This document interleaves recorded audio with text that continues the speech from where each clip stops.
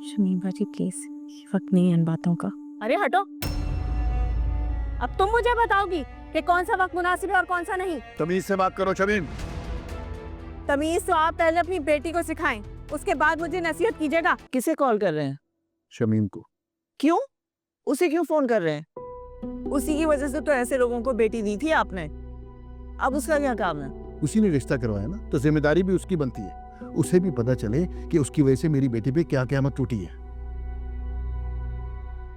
वो जाके जवाब देना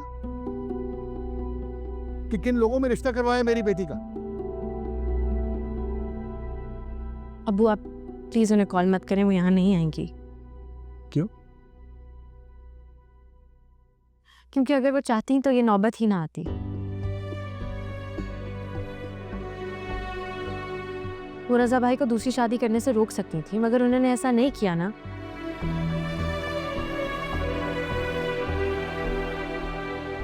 तो अब आप उनसे क्या चाहते हैं कि वो यहाँ आके आपसे एक्सक्यूज करें, या जाके सायरा बाजी के ससुराल वालों को बातें सुनाएं?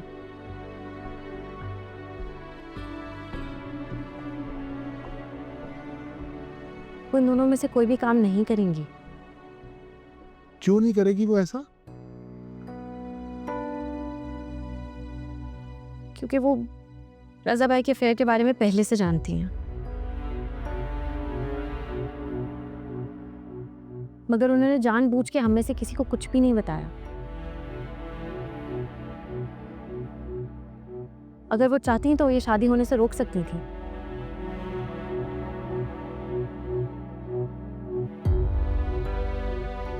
अगर वो हमें पहले बता देती तो आज ये सिचुएशन बहुत डिफरेंट होती। अस्सलाम वालेकुम चाचा।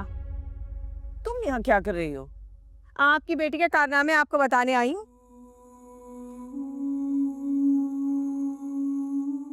शमीम बाजी प्लीज, ये वक्त नहीं है इन बातों का। अरे हटो, अब तुम मुझे बताओगी कि कौन सा वक्त मुनासिब है और कौन सा नहीं। तमीज से बात करो शमीम। तमीज तो आप पहले अपनी बेटी को सिखाएं, उसके बाद मुझे नसीहत कीजिएगा। जब से हमारे घर आई है, हमारी जिंदगी अजाब बना दी है। तुम्हारा दिमाग तो खराब नहीं हो गया? क्या बकवास कर रही हो तुम? मेरा दिमाग भी बिल्कुल ठीक है और मैं कोई बकवास नहीं कर रही हूँ, मैं आपको हकीकत बता रही हूँ।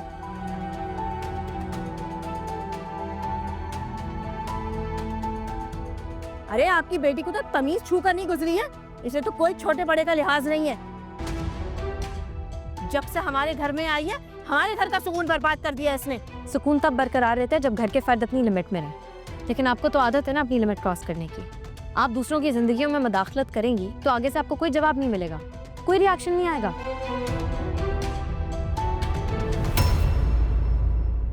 देख रहे हैं आप चाचा, किस तरह कैंची की तरह जबान चलती है इसकी। ये तरबियत की है आपने, ये सिखाया है आपने इसे कि किस तरह ससुराल जाकर लोगों के घर में झगड़े करवाए। अरे इसने तो बेटे को बाप के आगे खड़ा कर दिया। मुझे तुम्हारी किसी बात पे यकीन नहीं है। मेरी बेटी कोई ऐसी हरकत नहीं कर सकती। आपको मेरी बात पर यकीन नहीं है ना? ठीक है, ये लें आप अब्बा जी से बात कर लें। ये ले, करें अब्बा जी से बात। मैं नंबर मिला देती हूँ, अब्बा जी से बात करें, वो आपको खुद बताएंगे कि इसने क्या किया है, किस तरह इसने अब्दुल बारी को हमारे खिलाफ भड़काया है। मैंने किसी को किसी के खिलाफ नहीं भड़काया। उसकी अपनी अकल भी काम करती है, उसे पता है सही और गलत क्या है। अब्दुल बारी के पास यही अकल शादी से पहले भी मौजूद थी, मगर उस वक्त अब्दुल बारी की मजाल नहीं थी कि वो अपनी बड़ी बहनों और बाप के आगे एक आवाज भी निकाल सके। तुमने उसे ऐसा बहकाया, आज ये वक्त आ गया कि अब्दुल बारी हमारी आंखों में आंखें डालकर हमें जवाब देता है। ये सब उसे किसने सिखाया है? तुमने। शमीम बाजी अब मेरी काशफ, तुम चुप करो। और शमीम, तुम्हारे लिए बेहतर होगा कि तुम इसी वक्त मेरी नजरों के सामने से चले जाओ।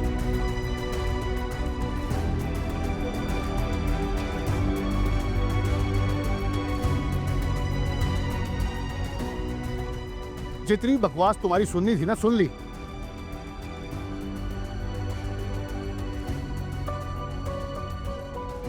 इससे आगे अगर एक लफ्ज भी मेरी बेटी के बारे में बोला तो मैं बर्दाश्त नहीं करूंगा।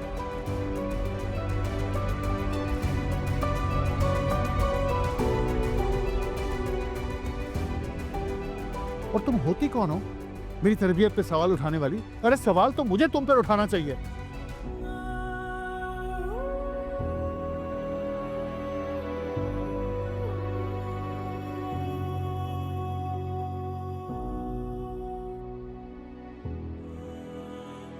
तुम्हारी वजह से सायरा की जिंदगी बर्बाद हुई, रजा ने दूसरी शादी कर ली,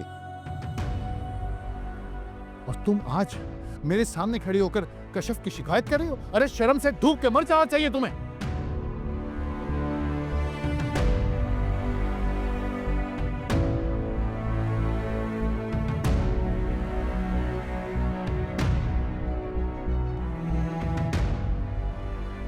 तुम्हारी हिम्मत कैसे हुई यहां आने की? मैं तो हैरान हूं भाई साहब पे कि आंखें बंद करके तुम्हारी हर बात पे यकीन कर लेते।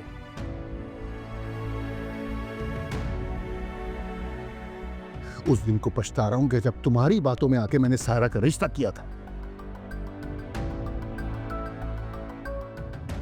एक दिन भी मेरी बेटी का ससुराल में सुकून का नहीं गुजरा। पता नहीं क्या कुछ बर्दाश्त करती रही वो, लेकिन कभी भी अपने मुंह से शिकायत का एक लफ्ज नहीं निकाला। कभी भी बाप के दर पे पलट के नहीं आई, और तुम मेरी तरबियत पे सवाल उठा रही हो।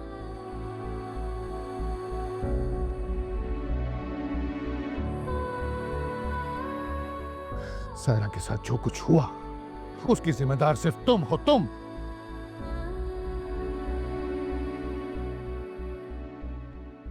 और इस बात पे मैं तुम्हें कभी माफ नहीं करूंगा शमीम, कभी नहीं। बस प्लीज प्लीज यहां से चले जाओ, इससे पहले कि मैं सारे रिश्तों को भूल जाऊं। चली जाओ यहां से, दफा हो जाओ।